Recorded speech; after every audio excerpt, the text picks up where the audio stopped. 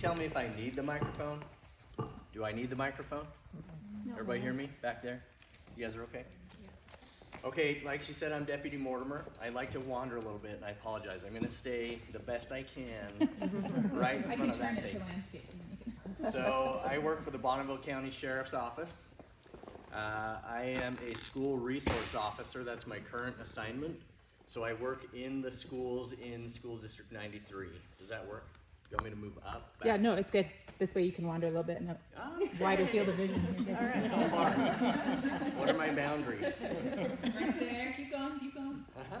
Keep going. Right there. Oh, 1, 2, 3, 4. Okay.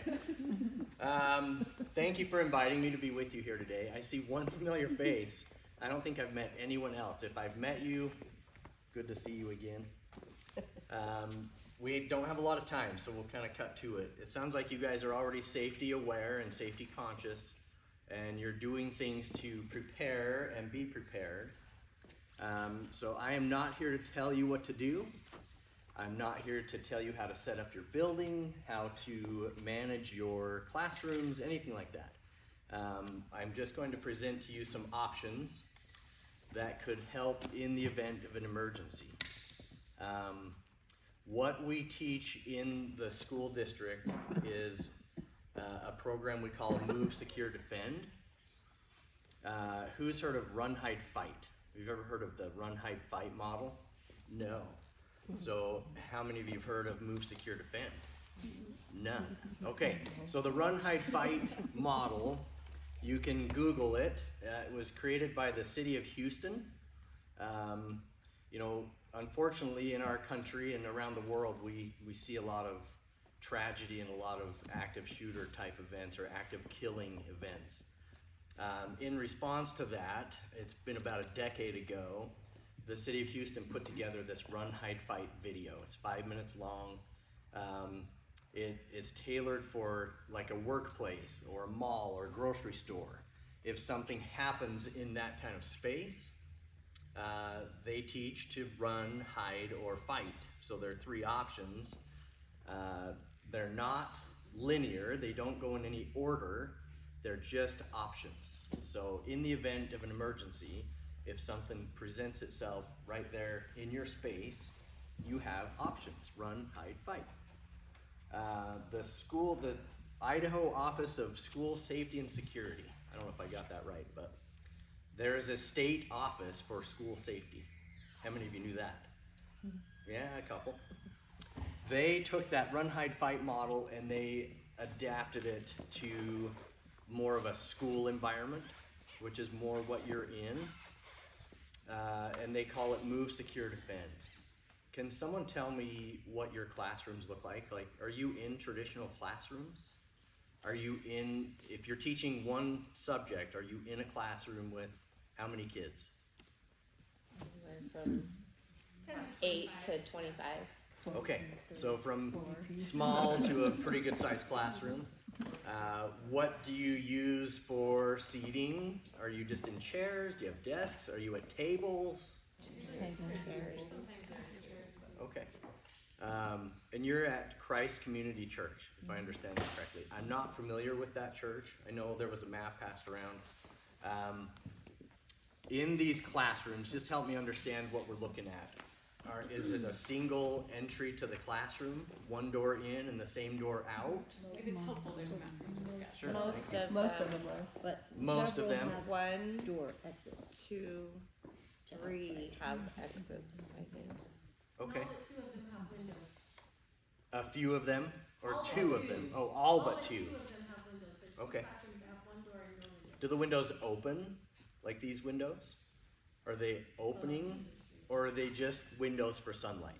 Windows for sunlight. Yeah. So they don't slide or open or anything like that? Okay. Just to help me kind of tailor this to what we're looking at. So the Move, Secure, Defend model is just like Run, Hide, Fight. It's options based. So it's not linear. Don't get caught up in thinking I have to move, then I have to secure, then I have to defend. Because it's possible, given recent events, I know you're all probably familiar with things that happened in Michigan. that threat was presented in a very immediate fashion, and the options wouldn't necessarily work if you did them in order, you know? So sometimes a threat may present itself right there in your face, and you've got to react. So we're just going to talk about the three options. Just remember they're not in any order. We're just going to talk about them in order. The first one being move. The military and law enforcement, we use a term called get off the X. If you find yourself facing a threat, or you're in harm's way, or you're being attacked, or whatever, we encourage you to get off that X. Don't stay in harm's way. Don't stand there and do nothing. Get off the X. So it's very simple. Move. If you're not somewhere that's safe, and you're not somewhere where you are secure, then move somewhere where you are. Do you have a common space where you gather for lunch? Maybe an assembly or something like that. You have a space where everyone's there together. Is that more open? Is that a big open space like this? So not necessarily an easy place to lock down and secure because it's open. So that may not be the best place for you to be if a threat shows up. So in that case, you would want to move somewhere more secure that you could then barricade and keep yourself safe. So the idea with move is just get off the X, get out of harm's way, get somewhere safe. Does that mean you have to do that within the building that you're in? You're in Christ Community Church. Do you have to stay within that building? Are those the rules for moving? What do you think? No. No. Could you go outside of the building? Could you move? Could you go a block? Could you get in vehicles and drive off? Yeah, absolutely. So don't get caught up in thinking that you're in this box already and that your movement has to be contained within that box. Just know that that option allows you to get out. If you need to get away from the building, get out and get away from the building. Go somewhere safe. Where is Christ Community Church? Where's it located? On Rolandette. Out in the country. Way south of Sunnyside. So it's Oh, okay. Yeah, I know what you're talking about now. I know where that's at. So you have fields to the west of you and to the south of you a little bit, residences across the street, and then to the north of you have some more kind of residential stuff.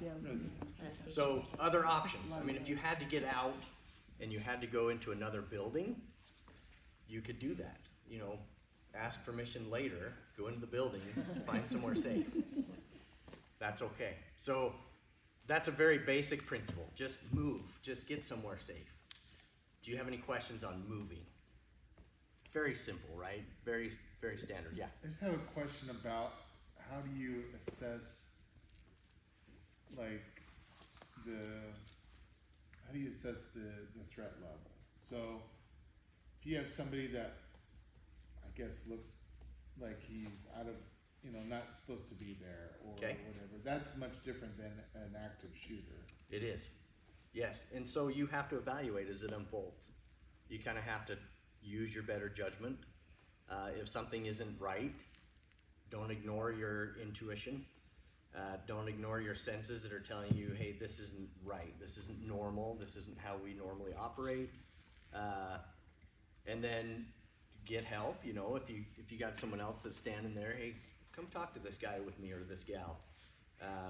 Just kind of get a feel for it. If you feel it is threatening, I don't know what you use or what you have in place. How would you get a message out that something is possibly unfolding? How would you get that out to your groups?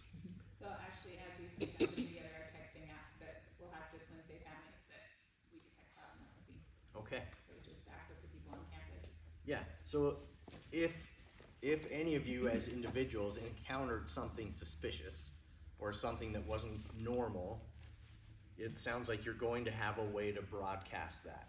They would have to contact me or Angela. Okay. But they could at least reach out Yeah.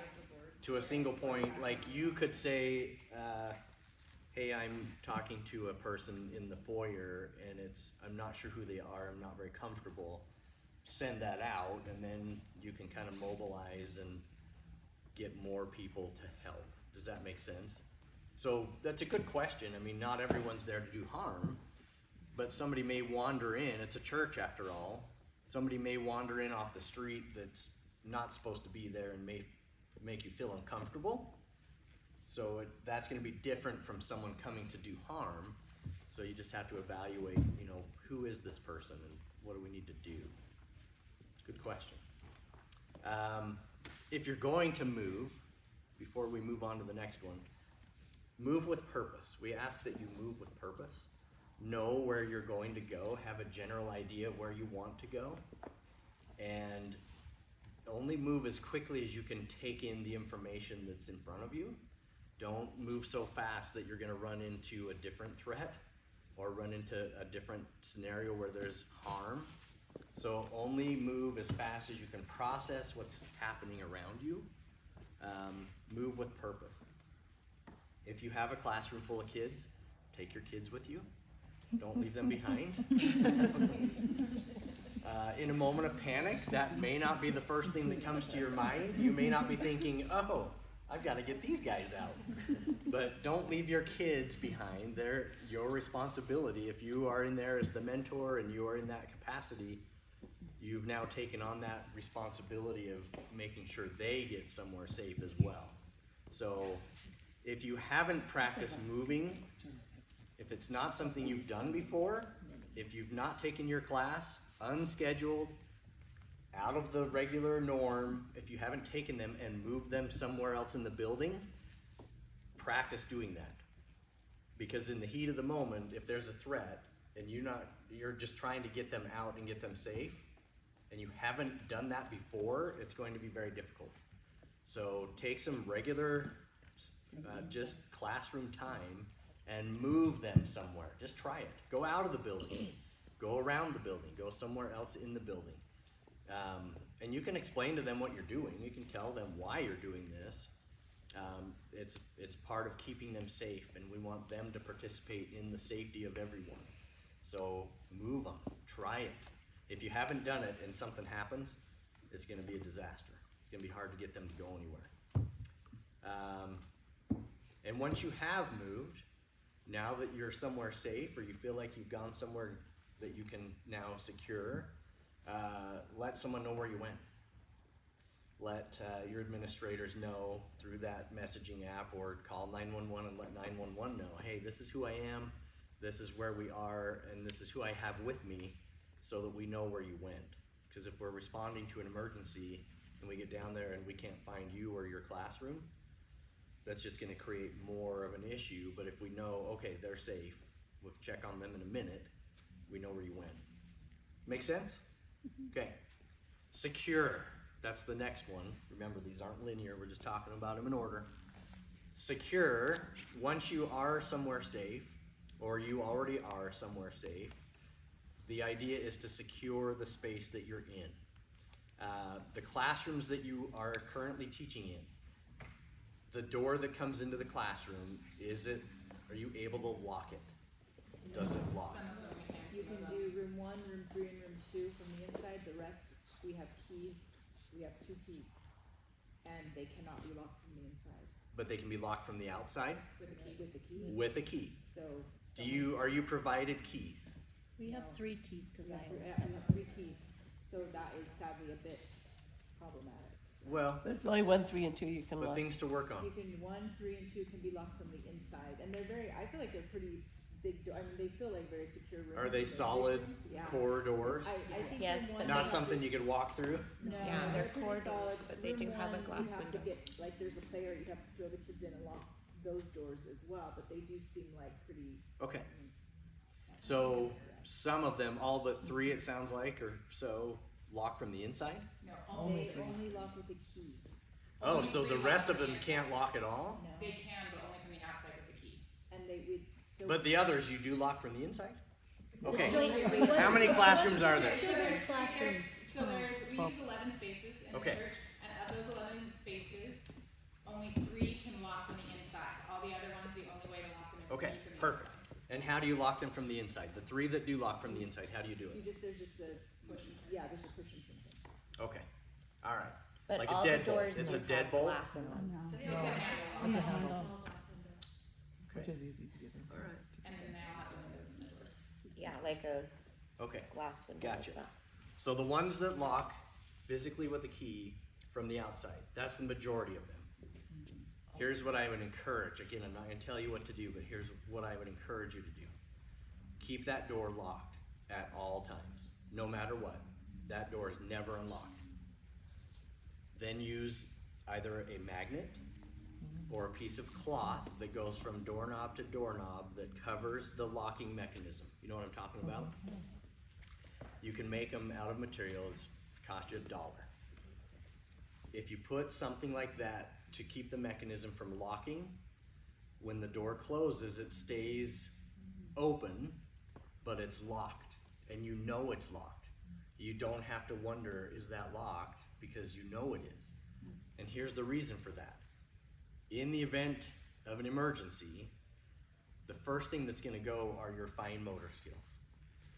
Trying to manipulate a key in a keyhole outside in the hall where the danger is going to be next to impossible. If not impossible. Trying to get that, first of all, find the key. Who has the key? There's only 3 keys. Who has it? How are we gonna find it? Get it over here now. Lock the door. Not gonna happen. It's gonna be next to impossible. So, if that door is always locked and it never gets unlocked for any reason, if it's always locked, all you have to do is pull that fabric off the doorknob or yank the magnet out of the door jamb and it's locked. You have no question about it, it's locked. Statistically speaking, in events across the country, and there's been a lot of them, too many, in the events that have happened across the country in schools and school-based environments, being behind a locked door is the safest place to be. Typically, if someone comes to do harm in that kind of space, they are checking and they're walking past if it's locked. They're not taking the time to breach a door and get into a classroom unless they have a specific target that's in that classroom and they know that's what's going on. They're gonna bypass all the locked doors and they're gonna find an open space to try and do harm. Does that make sense? So, being behind that locked door is your safest place to be, statistically speaking. I'm not gonna say that that's gonna be the perfect scenario every time, but if you are behind a locked door, chances are they're gonna try that door and they're gonna move on. So I would encourage you to lock that door. And the rooms that don't have, that all they have is that, I would talk to the church and see if they would just redo the mechanism, the doorknob, and key it like the rest of the building. Have that conversation with them and see if they'd be willing or find some funding to offer to pay for it, whatever. That way it's all the same and you know how it operates. You don't have to wonder, I just closed that door, please tell me it's locked. Because if it's not locked, people walk right in. It's pretty simple. So, that's one principle I would encourage you to look at and put into practice. Again, I'm not going to tell you to do that, but being behind that locked door is very important. You tell me if I'm getting close and we're going to go over. What do you have inside your classrooms that can help you to secure that classroom? What, you said you're in chairs. What do the chairs look like? They're different in every room. Okay. Are they folding chairs? Some of them. Okay. Some of them Metal? are like office chairs. Are they metal? They're like office chairs?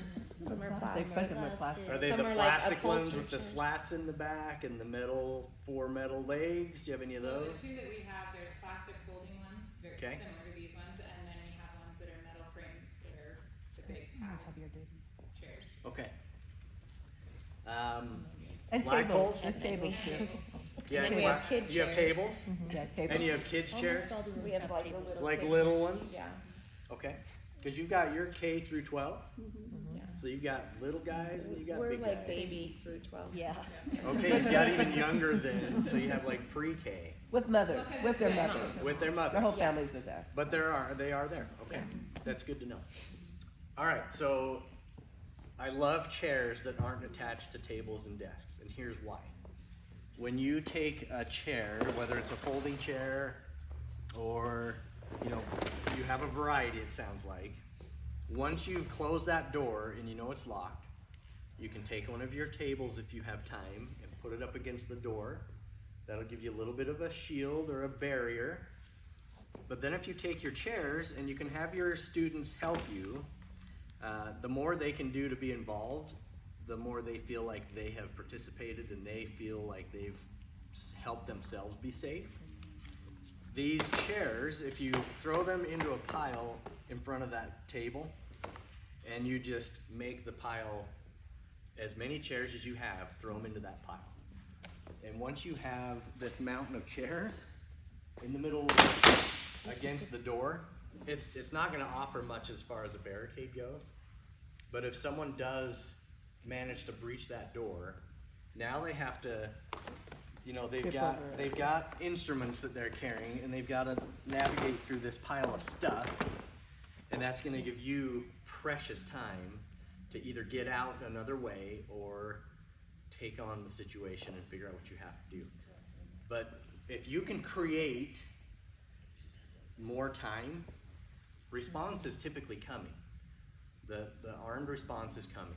Law enforcement's coming, and they're coming from everywhere. If you've been able to broadcast that you have something scary going on, they're coming from everywhere. Rolandette is very centrally located. I know it feels like you're out in the middle of nowhere, but it's pretty central.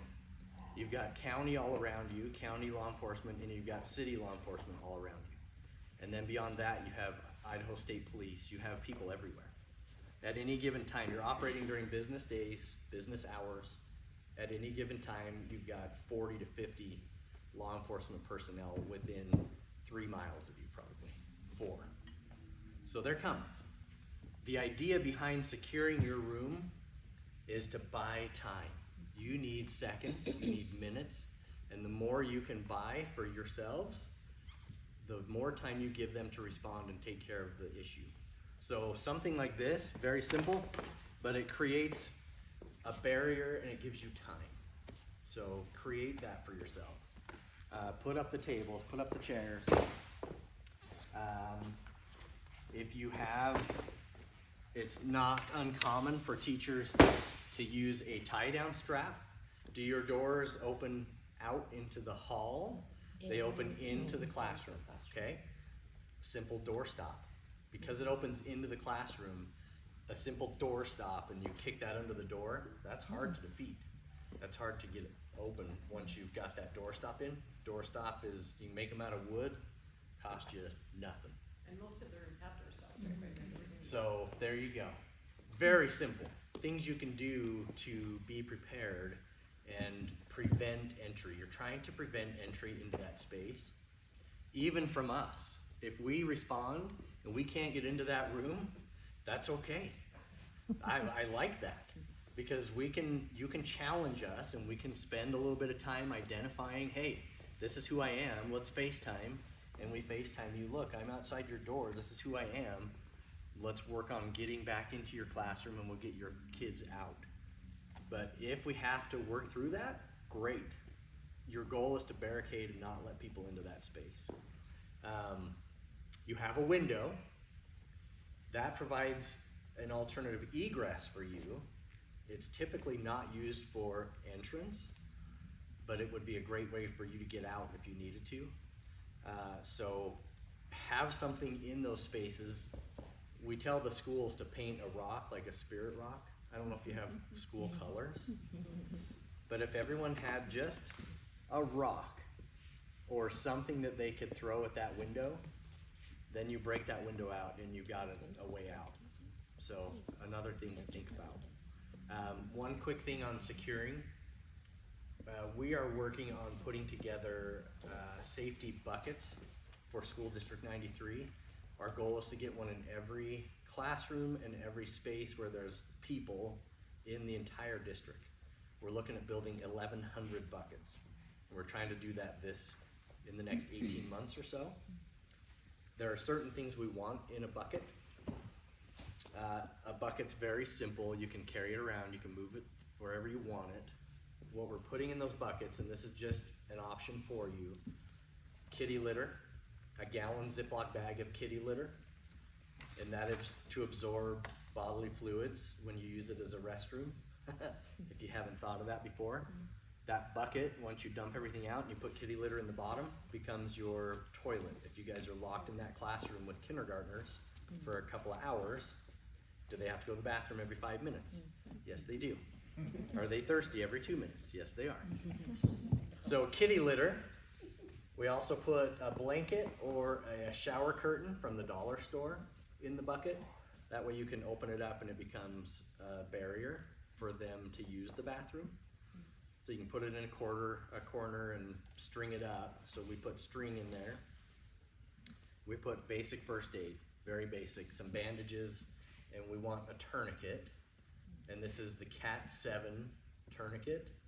A word of caution, don't go look for the 3-pack for $10 on Amazon or Shein or anywhere else.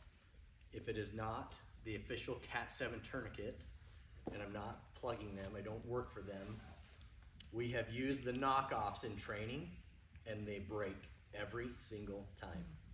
Once you start to apply the pressure, they break. We've broken every one that we've tried. The only one that does not break is the official tourniquet, Cat 7 tourniquet.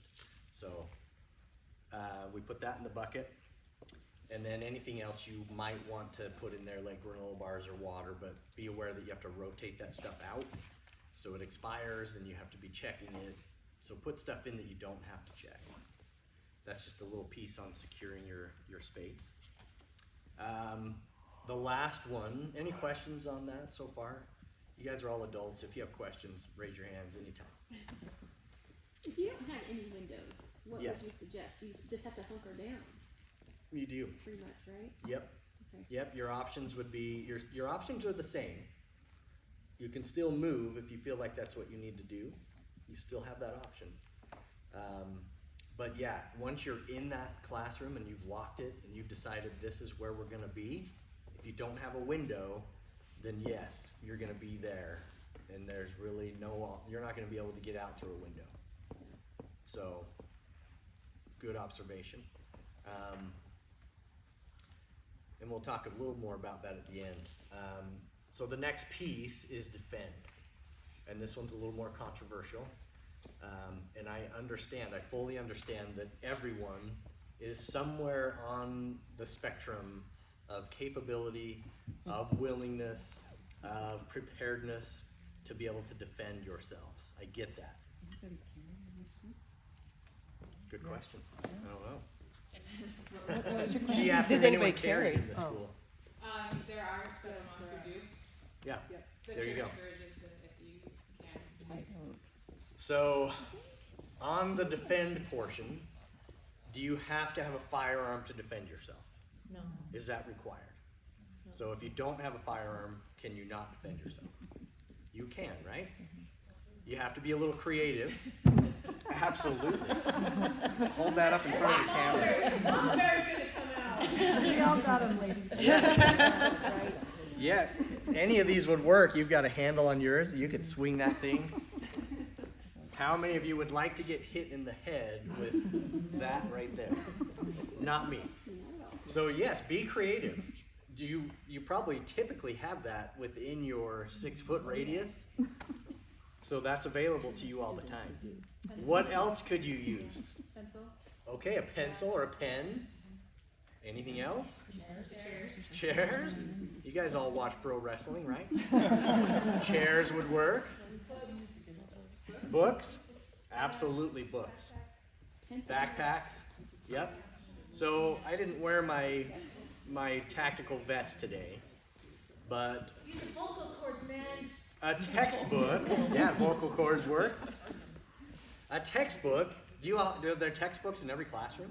No. Not very many, right? It's all digital now. But if you had textbooks, oh yeah, Bible. Hold that sucker up. Nobody's gonna shoot through the Bible. A Book of Mormon's even better because no one ever gets through 2nd Nephi. So There are many ways, and there's no end to how you could choose to defend yourself. The important thing is, do it. Defend yourself. You have every right. In fact, as a mentor and as a teacher, you have, I would say, more of a responsibility, not just a right, to defend your students, these children who are in your care. You have a responsibility to defend them and yourselves in the event that someone is trying to hurt them or take their lives.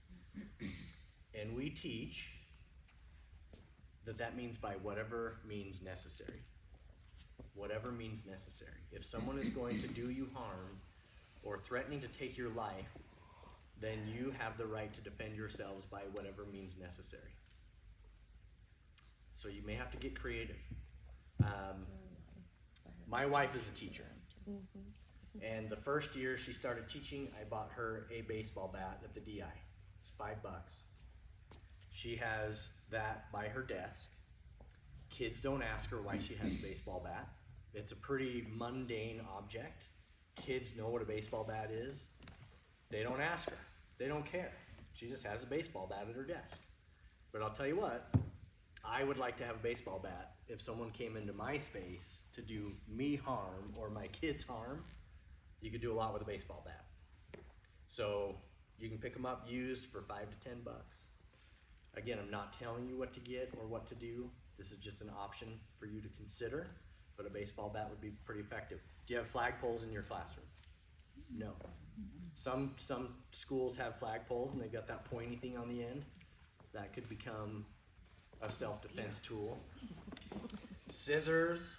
How about self-defense sprays? Does anyone carry a self-defense spray like pepper spray? I have bear spray, but I don't take it with me. Bear spray? So I bring that up because I discourage that. We discourage the use of that in confined spaces. Has anyone ever been exposed to it? Oh, yeah. Yes. Yeah. So if you get some, who else gets some? If the bad person gets some, who gets some? Everybody gets it. And it's bad. Once you torch that off in the room, everybody's got things coming out of their eyes and their nostrils, and it's horrible. However, there is an alternative. Has anyone ever used wasp spray at their home? It shoots pretty good. It does. So there's two kinds of wasp spray. One's a foam, one is a stream. So if you're gonna go shop for a can of wasp spray, you're after the one that is a stream. We encourage teachers to put these in their classrooms because it shoots 20 plus feet Yeah, they're good. and it's pretty accurate. It's made so you can stand like this far from a beehive and just hose it down. But it also works really well if you spray someone in their face. So if you spray someone with wasp spray, okay, who's going to be affected by it? The guy who gets hit. The person who gets sprayed in the face. And it causes momentary respiratory problems. They're gonna have a hard time breathing. They're gonna have a hard time seeing. Do we care? No. But if that person gets sprayed, nobody else is affected by it. So a can of wasp spray, there are health inspector guidelines when having that in your spaces. It can't be visible to the kids. And it can't be something that they are able to access easily. So here's what we encourage mentors or teachers to do. Do you keep your purse somewhere in the classroom where the kids don't get it? Keep this stuff where you put your purse or something that you carry with you that you don't want the kids to get. Keep this stuff with that because you keep that somewhere where it's safe, but you're not locking it behind something, right? Yeah. So in the event that you needed that wasp spray, you would know, oh yeah, it's with my purse. So you can go grab it quickly and you know where it is. You don't have to go find a key, unlock a cabinet, anything like that. It does not have to be behind a locked cabinet or door. It just has to be out of sight and not something the kids can just go grab. Can it So- be in that bucket? Yes, it could be in the bucket. Absolutely. Yeah, I don't think there'd be a problem with that. It could be in the bucket. It's a good idea. And buckets make you can get Right. lids that they screw on and off, so you're not breaking your fingers every time you try and get the bucket lid off. So you can get a lid that screws on and off. Yeah, I like that. So that is important. Prepare yourselves mentally, spend some time thinking about what you'd be willing to do and how you would accomplish that in the event that you had to defend yourselves or your classroom, okay? Important, it's important. Do something. You know, all of you have had experience, well, maybe not experience, but you're familiar with what we used to teach with lockdown procedures.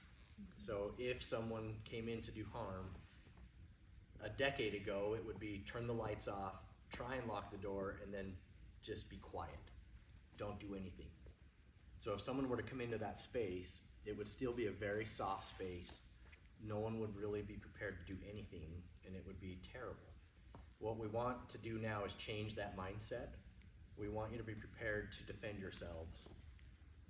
Don't spend a lot of time. The goal is not fear. We don't want to make you scared, but we want you to prepare yourselves in the event that something happens. And then once you're behind that locked door, this is the last key or point we'll touch on. Once you're behind that secured locked door, you're prepared to defend yourselves if necessary. Who is going to open that door? Who would you allow to open that door? That's a question. I'd only say law enforcement. Law enforcement. So what if a kid comes and pounds on the door and says, help, I was in the bathroom, I need in. What do? That's a tough one. It's gonna tug at your heartstrings. No more going to the bathroom. That's simple. Use the bucket. Bucket. That's gonna be a tough one because they're gonna tug at your heartstrings. You're gonna hear them out there. But it's something we actually practice with when we do our lockdowns. It's very unfair and it's not nice. But we do that and we see if people will open their doors. And then we greet them and say, hey, we're a bad guy. Because can that happen? It can. So you have to answer that question. But I would encourage you not to open the door once you have that locked and shut. It's law enforcement that opens that door. It might be with the administrator, it might be, who knows, but have someone open that door that is prepared to get you safe. Okay? So what do you teach the kids if they've gone to the bathroom and then a lockdown occurs? What do you teach them to do if they're out in the hall? Same options. Okay. And you can talk to them. You can go over this stuff with the kids. You know, you're gonna have to tailor it to kindergarten or pre-K or high school. They're all gonna have different abilities. But if they can get out of the building and it's safe to do so, there's no reason they couldn't just get out and run. Run somewhere safe. That's an option. Get up on the toilet, in the stall, be quiet, you know, try and stay out of sight. That's another option. Get somewhere that is more secure. You know, it's possible. Is there a kitchen? It's locked. Okay, it's locked. But there may be a space that is available to them that they could go in and then hide in that space. So just tell them to find a place that's secure. If it's not an option to get out, get up on the toilet, hide somewhere in the bathroom that feels like they're hidden. Yeah, good question. Any other questions? Sorry, I have another one. Yeah. So I've been taught that if someone breaks into your home and you shoot them and you don't kill them, they can sue you? Is that the same in this situation? Anyone can sue anyone for any reason. So you shoot to kill, obviously, but Well, you want to stop the threat. That's what we Okay. teach people. okay. So if you need to defend yourselves, you need to stop that threat. That may be tying them up. It might be incapacitation. It might be death. Okay. You might end up killing someone. I'm not telling you to do any of those things. What we teach is to stop the threat. And that's what we do as law enforcement. You know, we're not trying to kill anyone. But if there's a threat, we have to stop the threat. So that's what we teach. Defend yourselves to the point where they're not going to do you harm anymore. Does that make sense? And we're out of time. Pat yourselves on the back. You did really good today. Yeah. Thank you, guys.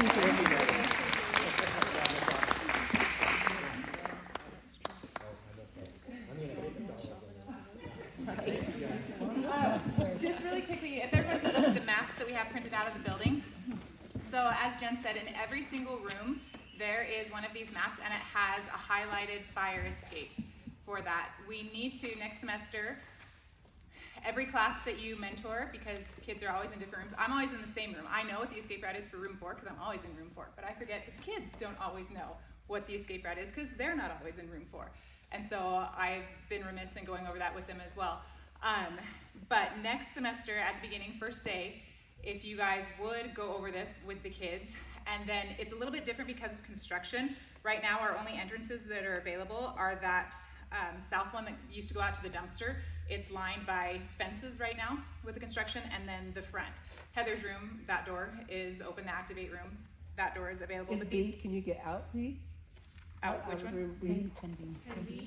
10B, that one is supposed to be covered by construction. If it's not currently, yes. Also room 1, the The little playroom, kids' that's right. But since no classes are held there, so that's good to be aware of if you're in that room. But for those in Or classrooms, if you're in that's 2, your 3, or closest. 4. the That's the- trouble with that one I think we need to go over, Oh yeah, because if this door is because locked. if the door's locked or if Can't get there's, so the idea is you would need to go out in the hallway and out this door or out into the front. Yeah. So check the actual escape plan in yours. That applies to any escape need. Our meeting place is the pavilion area that's out there to the south in case of fire or an emergency. Well, I was just gonna say, there's also, if the grand hall is kind of the focus of whatever's going on, you Oh, yeah. can go through the back way into the worship center and That's out true. that door. That's true, there's a door in the gym as well in the sanctuary. But the point being, make sure you're familiar with your classroom and the escape route from the classroom that you're in. It's also important to note where the different emergency things are. So if there's an emergency event in your classroom, you need to stay with the students who are in your room, with the student who's having the event. You need to send one of the kids to come out and get another adult, preferably one of the board who's out. One of us is almost always out in the foyer area. Because we do, especially in a medical event, we do also want to respect privacy, and that is not something we want to take out.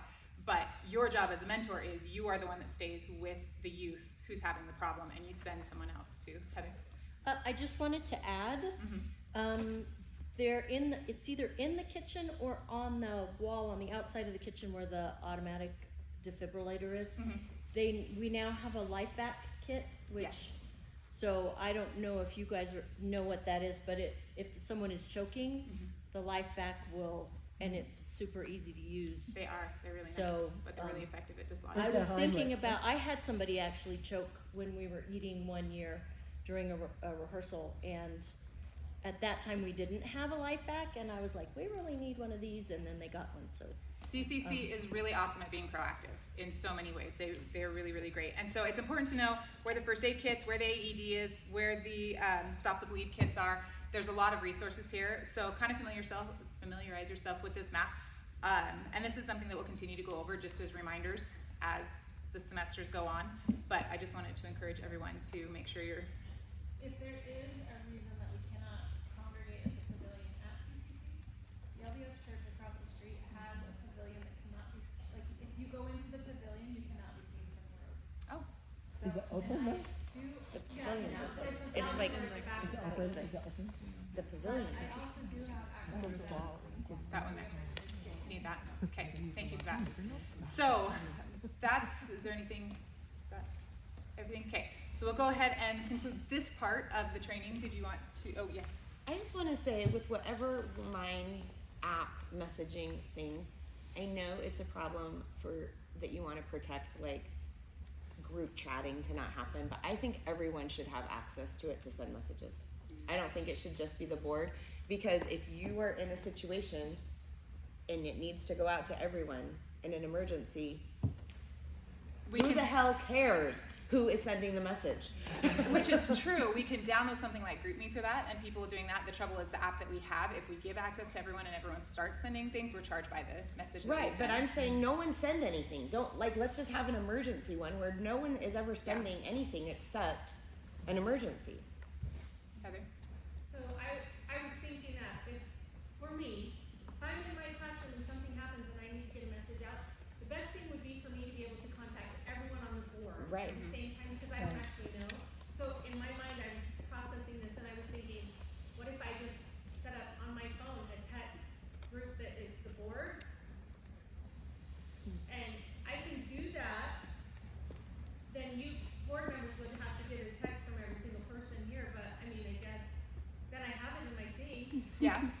And that's an I idea there as agree. well. We can't give access to everyone with the Right. texting app because we have to download the app, then everyone has access to the lists and the different things and Because and it just, comes- it's because not, It's an administrative. it's an down administrative thing, yeah. Right.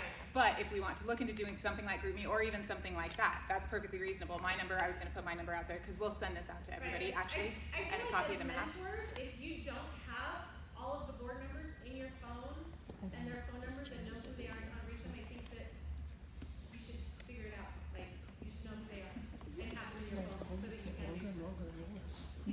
Absolutely, and you guys are always welcome to do that, certainly, so. What did you think? I have everyone's phone number in my phone. Right? Yes. I loved his suggestion with the magnet or whatever. Yeah. Or I'm assuming you'd have to get that cleared with the church. The magnet we would do, the door thing, and we didn't think of that. We talked about keeping the doors locked, but it was determined that that would actually be more of a detriment than a help. But I actually knew about those little door things, and it never even occurred to me until he said it. I was like, oh, those are actually really easy. They are really easy to do. And so that's something that I think we'll address as a board and be able to do that, because I do think that that solves the problem of why it wouldn't be a practical idea to keep all the doors locked. So yes, I think that was a great idea as well.